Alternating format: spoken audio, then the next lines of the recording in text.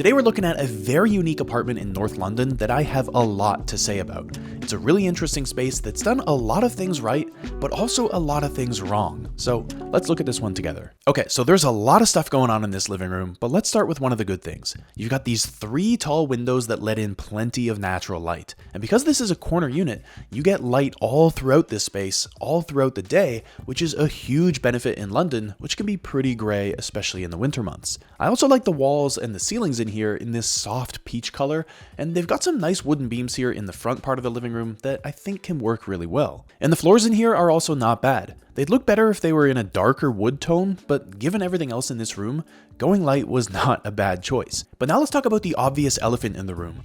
There is way too much color going on in here.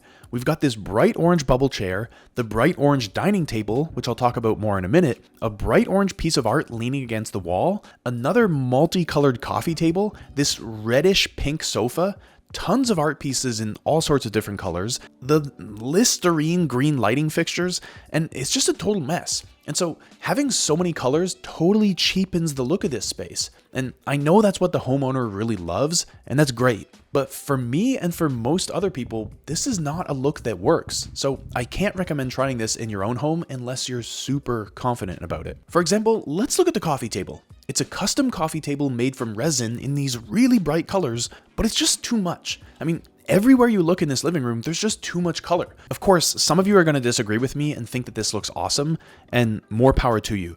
But if you live in this space day after day, all the saturated colors are going to wear you down and just make your eyes tired. And this orange chair is a perfect example. You know, it's super glossy and it looks like an oversized toy. So I could understand this in a gaming room or in a child's bedroom, but in your primary living space, it just feels like too much to me. Now, this chair is also the homeowner's own design, and that's super cool. So of course you want to put your own work in your own space. I totally get that. And let me be honest, this is a cool piece of furniture, right? It's unique, it's eye-catching, and I think it could make a great accent even in this very room, but there's just too much color in here, and so the whole place becomes overwhelming. Plus, there are a few problems with using furniture made from resin. First, it tends to discolor over time after it's exposed to sunlight, so these vibrant colors won't stay this vibrant with all this light coming into the room. And second, resin can get really hot in the summer. Now, because this apartment is in London, I don't expect it to be super hot in here, even if it's in direct sunlight, but it is something to be aware of if you're considering using furniture made out of resin in your own home. But all the colorful stuff aside, I can't move on from this living room without pointing this out. What is going on with this rug, right? It's way too small. It should have at least all the front legs of the orange chair and the sofa on it, because right now it just looks like a towel that they threw under the coffee table. And these green cushions on the pink couch, don't do that either. But now let's look at the kitchen, which is directly beside the living room and really part of the same space. And what you immediately notice about the kitchen is that it's all stainless steel. Everything here is metal, right? The cabinets, the backsplash, the countertop, the stovetop, even the open shelving. And so it just looks like an industrial kitchen, but it's not warm or inviting at all. Now, the designer who lives here said that he was inspired by London's fast food restaurants when he was designing this kitchen. But that's kind of the problem, because fast food restaurants are designed for one thing: efficiency. They're not going to feel good to work in, because cooking on stainless steel countertops is not a pleasant experience. It's like replacing your wooden cutting board with a stainless steel cutting board. Yes, it's easier to clean, but that doesn't mean it's a nicer experience to use. Plus, stainless steel countertops scratch really easily, and they develop a really unusual patina, which causes them to end up looking dated way faster than other kitchens would. And metal cabinets can be pretty loud when you close them, and they create an echo or even a vibration in a small space like this, which is going to be super annoying over time. But one other important thing to keep in mind is that metal countertops and backsplashes conduct heat, which means that hot pots and pans nearby can actually make an entire surface hot to the touch, and you can even burn yourself if you're not careful. So I understand the desire to mimic fast food establishments that you've experienced in your past, and there is a bit of interesting nostalgia there, but I can't recommend trying to replicate a fast food kitchen in your own kitchen. No one wants to live inside of a McDonald's or a kebab shop in South London.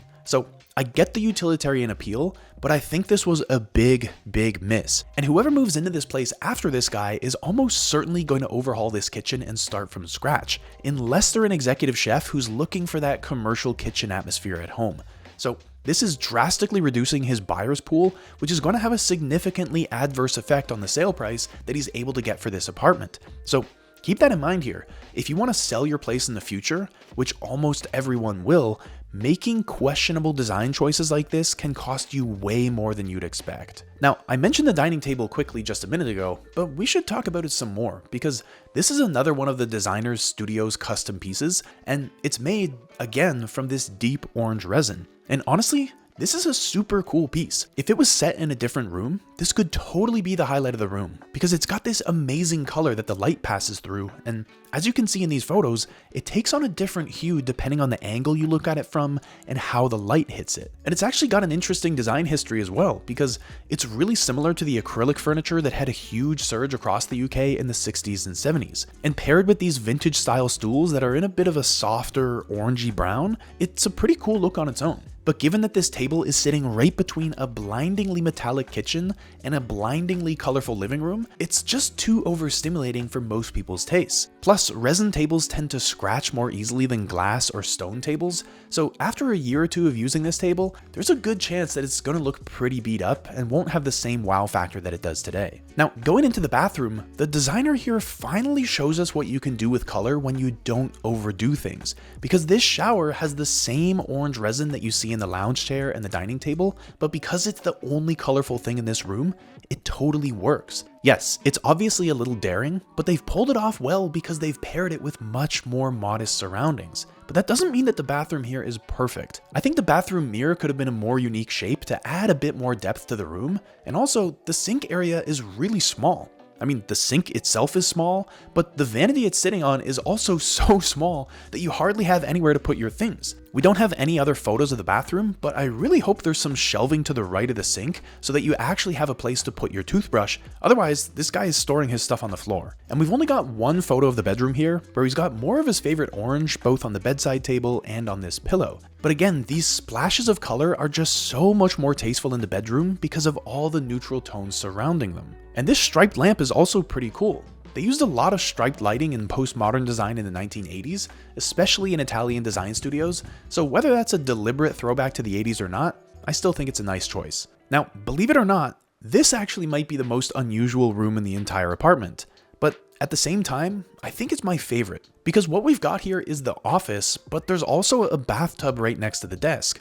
And obviously that's pretty unusual, but somehow it kind of works in this quirky place. You get a ton of natural light coming in through these windows, since this room is on the other corner of the apartment, and having the plants on either side of the bathtub just brings so much life into this room without relying on artificial color. And I'm pretty sure the guy lives here alone, so having a bathtub next to where he works really isn't that big of an issue. And I actually think the furniture in here is the best in the entire home. We've got this green Eames style office chair, and this vintage cane chair looks stunning.